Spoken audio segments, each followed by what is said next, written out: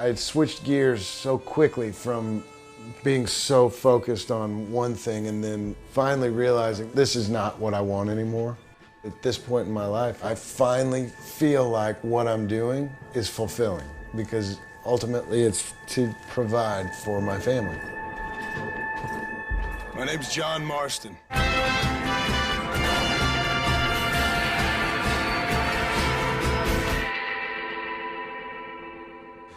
So I'm Rob Wiedoff. I did the voice and motion capture for John Marston in Red Dead Redemption, and glad to have you guys here. Seymour is not a real big place at all. It's a very family-oriented place. It's been good for me to grow up in that kind of an atmosphere. I didn't have any interest in acting, really, when I lived in Seymour at all. I was involved in the sports and different things like that. And I think around here, that was what you did to get that rush. There was a girl that I dated in college, and she moved to LA. I decided that I wanted to go out there for a week. Being from a small town, all you hear about big cities is how dangerous they are and how everybody's out to get you. So I called my ex-girlfriend, called her and said, I'm going to LA, and I know that you made friends when you lived out there.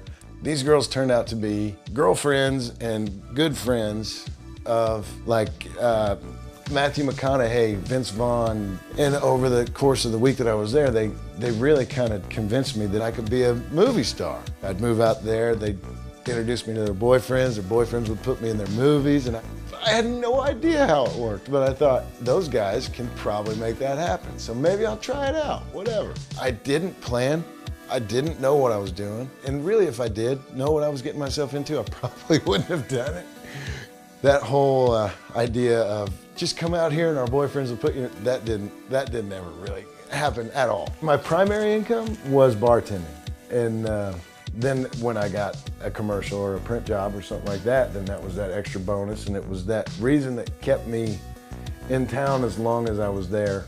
When you first move to a big city like that, and you try and get involved in an industry, you look at the view of all these homes and you think, okay, that person made it, that person, look at the size of that house up there, how cool that is. You start to think like, when I get there, I'm gonna be happy. I don't know exactly what we're doing, but we're doing something with insulation. Or I'm gonna feed the machine and my brother-in-law is gonna spread it. When I went to LA, I never really felt like that was home. I always kind of knew that this area was my home, and I definitely spent, 9 years, almost 10 years in LA, so you get used to the way things are around there. I think that when you're around people that you can trust, you're just able to feel at home. This, and obviously this isn't my everyday job, but instead of sitting there in LA wishing I was booking more jobs, I really don't mind at all doing this kind of stuff, even though it's not the most glorious job in the world. I miss working with Rockstar. You know, that's always exciting and awesome to have that kind of an opportunity. Hello, old friend. It's been a long time. I got a call from my agent, hey, you booked that untitled video game project. And I said, oh, really? All right. I'm not a gamer. I've never really been much of a gamer, and that eventually surfaced throughout the first couple weeks of shooting because they would keep referring to GTA for different things. Remember in GTA when so-and-so did this and whatever? And I go, yeah. And I had no idea what he was talking about. And then finally, Rod Edge, the director, was like, did you ever play GTA? And I was like, I might have. I don't know what it is. And he was like, I knew it! Oh! You know, and then everybody was like, what? No way! And of course they didn't care. They just thought it was so funny that I was trying to pretend, because I didn't want to offend anybody or upset them or maybe be like, well, we can't have you be the guy because you don't know what you're doing. They just were like, you're doing a good job, so we're gonna run with it and make this work. It was awesome. The whole experience was. I would say he was more than halfway done with the game when we started dating. He was telling my friend that he really wanted to take me out, and I had just gone back to school, so I just kept telling him, I was like, I can't go out, I can't see you, I'm not interested in dating. And He said, okay, well, I'll wait. And he said, when you are, let me know. And so the next day I called him and I said, I'm ready now.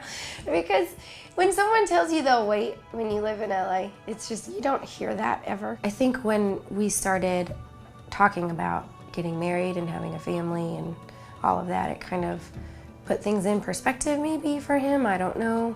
She's from LA, knows that there's a lot of things that you can get into as a young kid, or, you know, just it might be easier to raise kids in a smaller town. I said, well, I know one of those where we could probably move.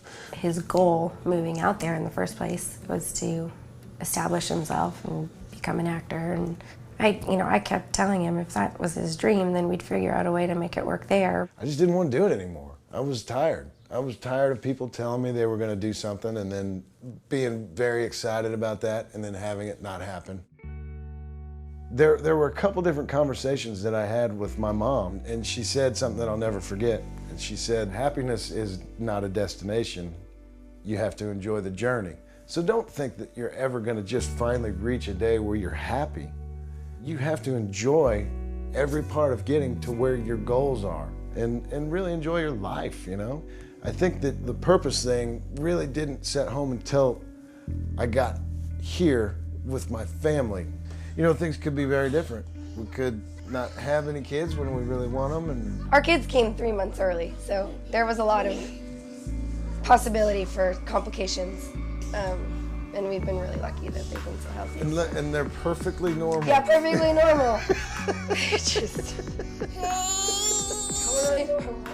We are extremely fortunate to be in the position that we're in now, where they had no complications, but obviously they were born at 28 and a half weeks or whatever, which is very, very early, and they, I don't know if they spent 7 weeks in the NICU where they were all wired up to different things, keeping them alive. And I think that just watching these guys bang around the way that they do, it's awesome.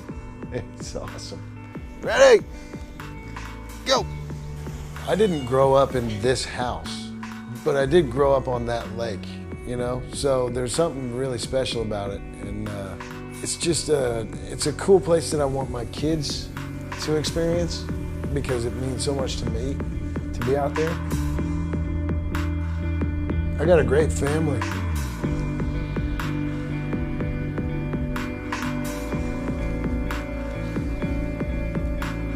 Sorry, I start going down this path and it's hard for me to stop. But yeah.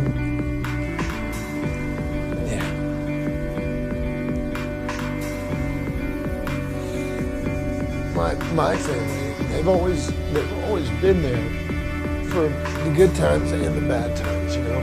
So what it feels like to be a part of this game and how the success of it's cool. But you know, as far as what means something to me, it's my family.